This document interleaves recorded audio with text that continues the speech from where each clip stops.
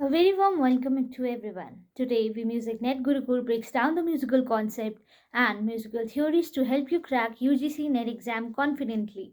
So, let's begin our musical journey together towards success and scholarship. So, today's topic is प्राचीन कालों में संगीत की उत्पत्ति। मौर्य काल में संगीत। मौर्य काल में सर्वप्रथम चंद्रगुप्त मौर्य मौर्य वंशी राजा थे जो कि स्वयं संगीत प्रेमी थे। मौर्य काल के संगीत को एक अभिन्न अंग माना जाता था। चंद्रगुप्त मौर्य प्रतिदिन अपने महल में संगीत का रसास्वादन करते थे तथा राजसभा में चारण, कुशीलव, तुर्यकार, मणिका नियुक्त करते थे। जिस समय संगीत गृह और नाट्यशालाओं में विद्यमान था, जन सामान्य में लोक संगीत का अधिक विद्यमान था। संगीत का भाव पक्ष की अपेक्षा कला पक्ष अधिक विकसित था।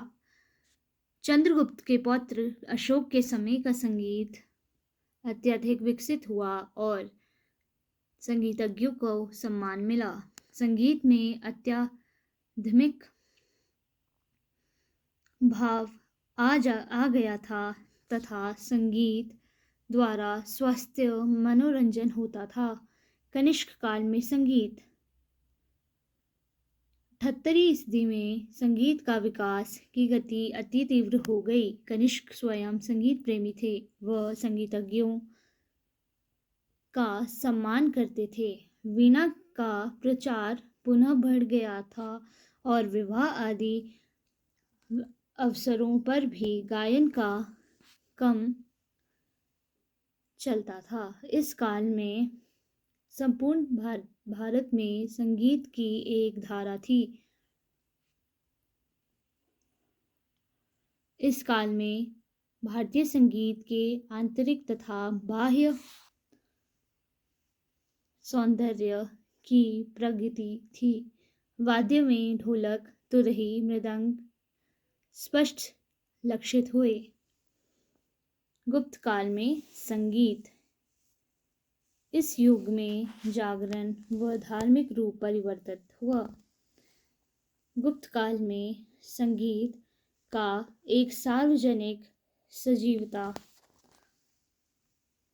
प्रभावपूर्ण चेतना व एक प्रेरणात्मक रूप का निर्माण हुआ। इस युग में भरत के पुत्र दतिल द्वारा लिखी दतिलम ग्रंथ का उल्लेख मिलता है। समुद्रगुप्त के उस समय के महान संगीतज्ञ व कुशल वीणा वादक थे। इस युग में शास्त्रीय संगीत का अधिक प्रचार हुआ। इस युग में ऐसे गायक थे जो अपनी गायकी से अपूर्व शक्ति द्वारा पानी की बरसात कर देते थे। चंद्रगुप्त जब गद्दी पर बैठे तो संगीत का प्रचार अधिक गया। सितार वादन का प्रचार भी शुरू हुआ। शास्त्रीय संगीत का विदेशों में भी प्रचार हुआ। इस युग में संगीत की विशेष उन्नति हुई। इसी कारण इस युग को संगीत का स्वर्ण युग भी कहा जाता है। हर्षवर्धन काल में संगीत। हर्ष स्वयं को एक अच्छा गायक मानते थे। नृत्य और संगीत की स्थिति उस समय उन्नत अवस्था में थी। हर्ष ने नाटकों में संगीत प्रचुर रूप से मिलता है।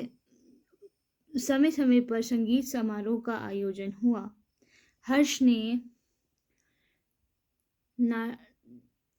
नैशित चरित्र में अनेक वीणा के प्रकारों का उल्लेख किया, जैसे विपंची, वल्लकी, परिवादिनी। हर्ष के दरबार में बाण भट्ट के संगीत में कविताएं व गीत थे। संगीत गोष्ठियों, कादंबरी में बाण भट्ट ने राग रागिनी षठ राग का वर्णन किया। वाद्यों में वीणा, वेणु, घरघरी, मृदंग, शंख, नगाड़ों का वर्णन मिलता है। मतंग ने भी इस युग में रचित ग्रंथ बृहददेशी में चतुशाखा स्वर, मूर्छना, श्रुति का वर्णन किया है। इस समय में नारदीयकृत संगीत मकरंद भी मिलता है, अतः यह योग जन सामान्य में बहुत प्रचारित हुआ। राजपूत काल में संगीत। राजपूत काल में स्त्रियां संगीत में काफ़ी प्रेम रखती थी। उस समय घरानों की नींव पड़ी थी। इस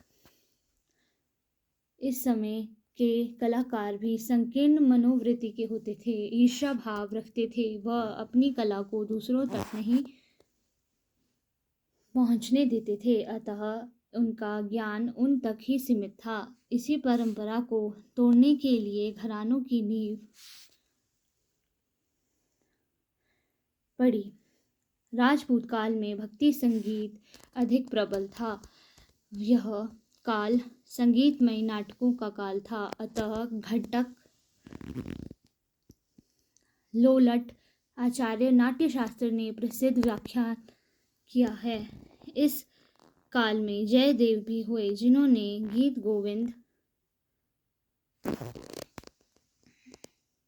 की रचना की। अन्य ग्रंथ राग तरंगिणी, नारदीय शिक्षा भी इसी युग में